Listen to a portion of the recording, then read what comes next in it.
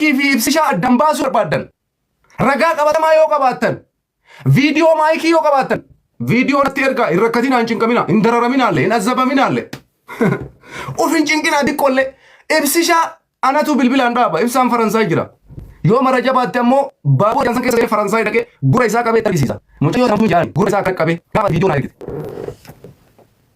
si galte hin qabnu waan akkasii never ever never ever injiru waan akkasii nu birallee injiru waan akkasii illee hin barbaannu dubartii takkatti jaalanne san tokko nagarii qabdu jaalan ibsaa fi maayikii wal jaalataniira isaantu wal jaalate garuu isi warri waan takka hin beekne sammuu keessan kun hin dalayne ijoolleen kun feesii ta'uuf kan godha warra jettanii yaaddantu jira abadan no ibsaan miidiyaa kanarratti tiktokii kana keessa jechu gama feesbuukaatitti fakkeenyaaf feemasummaa isaa feesbuukarra yeroo duraanii hin jiru jechuu dandeessa tiktokiin kun akka gaafa dhufeeti ani osoo tiktokii kanatti hin dhufin waa'ee Ibsishaa kanaa feesbuukarra quba qaba feesbuukarra dhagaa ture maayikiinis akkasuma feemasummaa isiin kan argatte akka isin amma gootan kana viidiyoodhaan yookaan ganda namaa tuuxee viidiyoo nama ol baasee propagaandaa dalateetii miti jaalala isiin ummata isiitii qabduuf ummanni isii feemasii godhe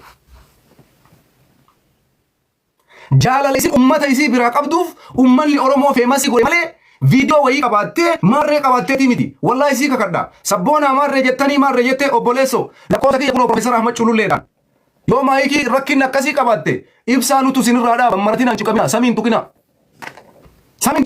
dubartiin miidiyaa kanarrallee guutte dachii kanarree guutte bareedumsaan tamaayikii caaltus dhaabbataan tamaayikii caaltus waan hundaanuu ta'isii caaltu guutte fakkeenyaaf yoo akka dhalaa taate kanaafuu yoo dachii balleessinaa dachii dhipsinaa rakkoon akkasii yoo jiraate waliin dubbadhaa ibsaan mucaa kenna mucayyoon teessa maayikii yoo badii akkasii qabaatte waan akkasii yoo isiin dalagaa turte natti ergi anatu dhaaba ibsa maal gootaa cinqabu maal gootaa hoolaa taatee miidee afaan bata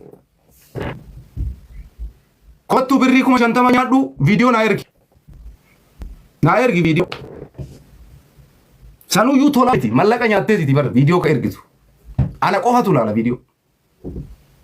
viidiyoo san ana qofatu laala ragaan viidiyoo sun qabatama ta'u gaafa ati mallaqa kee argatte Ibsishaan ammoo waan akkasiisa yoo maayikiin kanaan dura dalaydee viidiyoo isin nuuf ergitan maayikii fuudhu Ibsishaan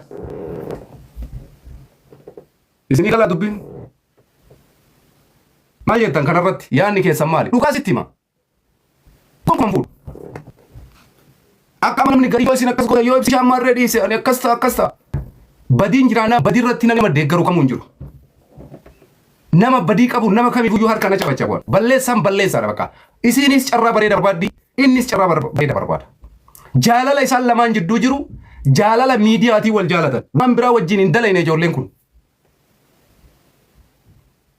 rakkinoo ka jiraatu taate ibsaan kennaa nutu dhaabbata badii inni itti deemaa jirurraa nutu dhorka isinii galaami namni waan barbaade dalaguu danda'a waan fedhe ta'uu danda'a dogoggoratti garuu abadan wal hin dhiifnu nuti dubartii takkatti ilaalee dubartii qalbii qabdu fuuna ta isaa kabajamtu ta isaa ajajamtu ta isa malee dhiira biraan laalle isinii gala akkanaa biqeeroon dubartiin teenna niitiin tiyya namalee nama biraan laaltu dhugaa siif himaa yookaan quba kana ija isii keessaa fuudhee akkana ija isii keessaa baasee lafatti darbaan akki lubbu kiyya bakka godichi artistiin Oromoo biyya kanatti raawwate san hin beektanii dhiirri kenna akkasi halkan takkatti dubartiin nurratti biqinnaan dalaydu halkan takkasiin jaa sakandii takkaaf yoo isin taane assalaamu alaykum sarin gargaaritti niitiitii jettee gadi baateen safaattu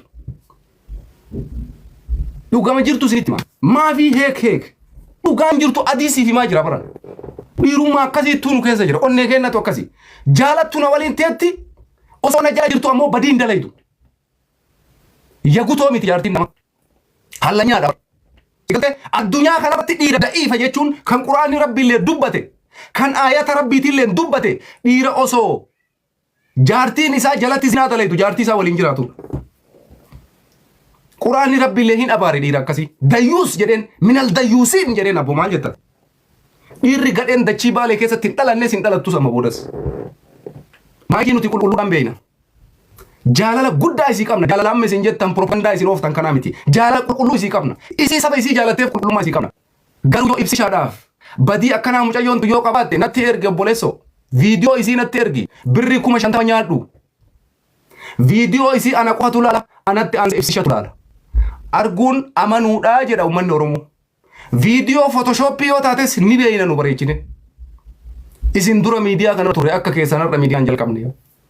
Photoshoppii ni beeyna. Viidiyoo dhugallee ni beeyna. Garuu viidiyoo dhugaa viidiyoo maayikii yoo jiraate Anatu dhaaba Ibsisha. Waadaa fudhadheera kunu. Badii isiin dalayde laalchisee akkanatti jala qabee akkanatti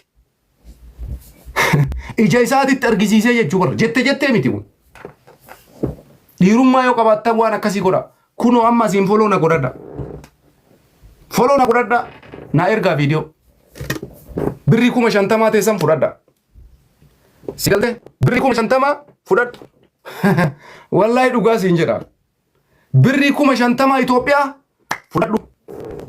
Garuu waan dhugaa barbaanna. Waan haqa barbaanna. Kanaaf jecha wanta akka darsiisanii ta'uu qabu namoonni dhiiraa kamiifuyyuu jechuudha. Jaartii teessan irratti dhiira ta'a argama. Dhiira ta'a argama. Sheemii nama qabsiisina. Hin boo'inaa yoo jaartii teessan gabbaatee nama biraa jala hudduu qabatte afaan hin banina. Chaawu jedhiin deemi dhiisiif isuma. Takka gabbaatee nama biraa jala deemu siin jalqabnaa maalitti goota booti jaartii tiyya jettee bira teettu.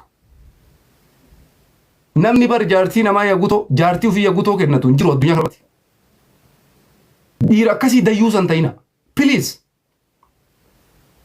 Niitiin tee guyyaa takka badii isiin gabbaatee dalayte taanan assalaamu alaikum si xalaaqee jedhiin abboo. Sadiin rabbi qabuun si xalaaqee jedhiin yoo nikaa irraa qabaatte. Yookaan yani ammoo jaartii yaggutoon barbaadu. Jaartiin tiyya qofaa. Dhiira akkasii dayyuusa rabbi si haa baasu jedhiin geggeessi. Chaawu jedhiin nagaatti. Abbaa barbaadde jala qabadhu garuu ani dhiira akkasiitii miti jedhi geggeessi fira. Bakka isiin gaafama gadi baatee badii akkana dalaytuu mana ofii diidee miti. Ati wanni isii jala deemtee isiin borti na badan.